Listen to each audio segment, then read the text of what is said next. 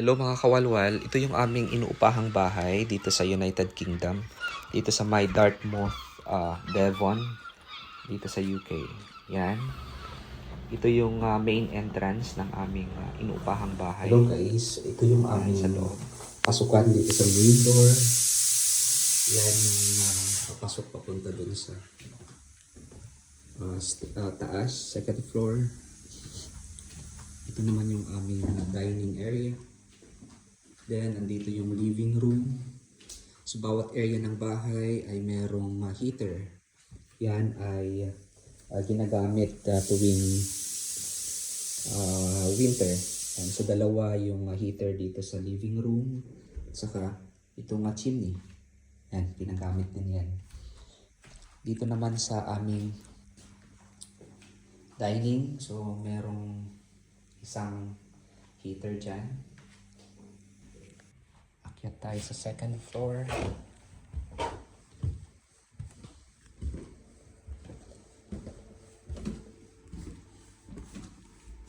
Yan. So may tatlong CR dyan.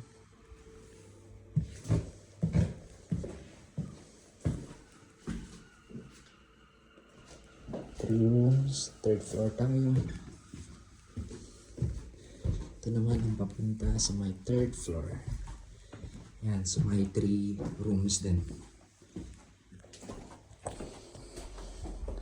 Oh, ang daming sapatos dito. Binebenta namin sa ukay-ukay. Ito yung room ni Chubbs. Yan, andyan si Chubbs. Ano? Yan.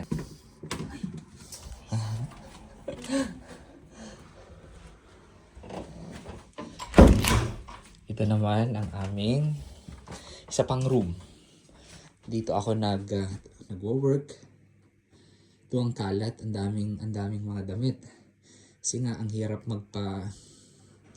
mag-dry ng mga damit. Ito minsan dito kami nagpapadry ng damit kasi nga nasisinagan ng araw. Yan, so may heater din dito. Yan. Yan yung mga cabinet namin. At nandito din yung aming isang maliit na lalagyan ng mga stocks namin. Ito ay CR. Yan. Yan. Ito yung aming shower area.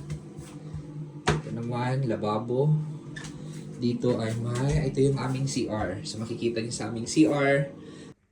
Kahapon ay pumunta dito yung cleaner. Yan.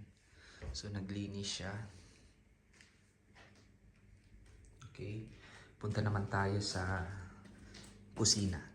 So ito nga pala yung lalagyan ng mga tawag nito cleaning materials. Nandyan. So ito yung kitchen. Yan. Okay, so ito yung lutuan. Ito naman yung hugasan. So pasensya na, ang daming kalat. Hindi pa kami nakapaglinis. So yan naman yung laman ng cabinet. Okay, puntahan naman natin ang laundry area. So dito sa laundry area, merong 6 dito na ref. Ang daming ref. Ayan. Isa na yan. Pangalawa. Pangatlo. Pang-apat. Tas may 2 maliit. Yan yung isa. Saka yan yung freezer. Yan naman yung dryer. At yan naman yung washing machine. So, tignan naman natin ang pasensya na magulo lang laman ng ref. Walang laman. Yan. Yan. Okay, so ang daming mga kalat ng mga damit. Diyan, yung bagong laba. Nandito tayo sa third floor. Ito yung room number 4. Ito yung room ni Chubbs. Yan. Yan yung kanyang kama. So meron siyang upuan dyan.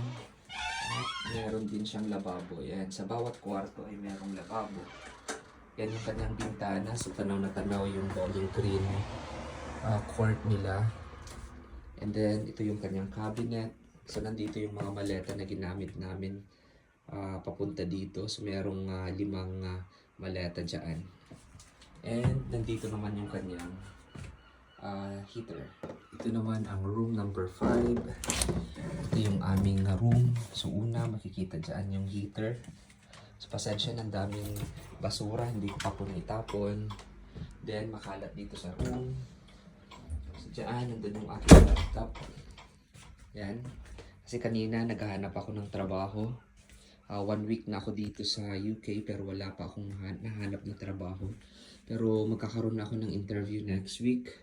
So yan ang green, tawag nito, bowling green, na kung saan ay yung video na aking ipinost last time, dyan nila ginaganap.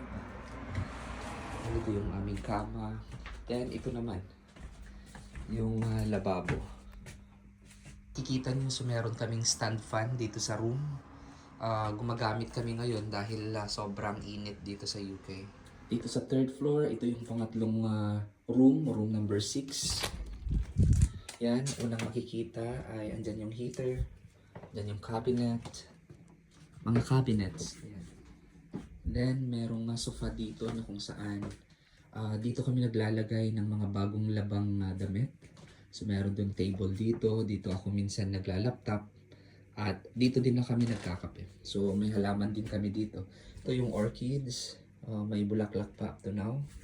So ito naman, dito sa cabinet, so makikita natin yung mga stocks namin na mula sa Pilipinas na dinala namin.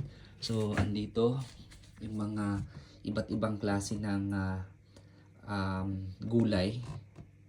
Gaya ng, at saka mga dried fish. Okay, yung mga tuyo. Dyan. Then, dito na ipunta naman tayo sa CR. Yan. Open lang natin yung light. Ito yung shower namin. Ito yung lababo. At yan yung toilet. At sa harap ng toilet ay andyan yung aming heater. Kasi pag winter, kailangan natin yan dahil sobrang lamig. Pero sa ngayon, napakainit. Summer dito sa UK. At may 2 pitchel dyan. Isang baso, palanggana.